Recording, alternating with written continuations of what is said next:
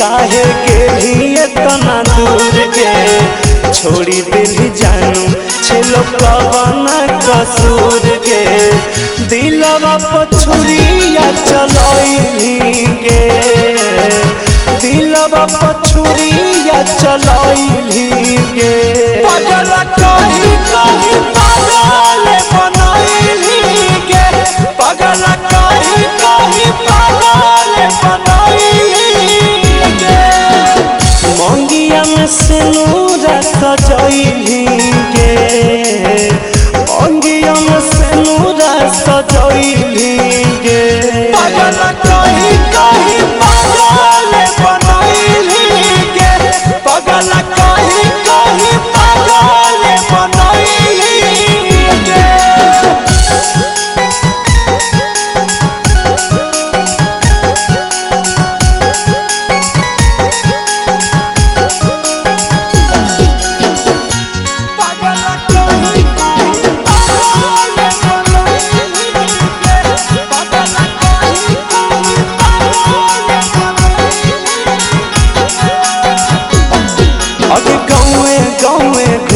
भाग हो सब देख के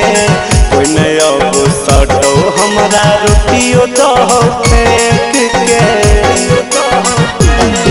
अरे गाँवे गाँवे घूमहियो भाग हो सब देख के कोई नया सटो हमारा रोटियो तो फेंक के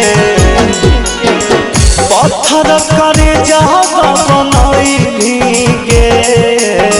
पत्थर करे जावा बनैली गे पागल कहीं कहीं पागल बनैली गे पागल कहीं कहीं पागल बनैली गे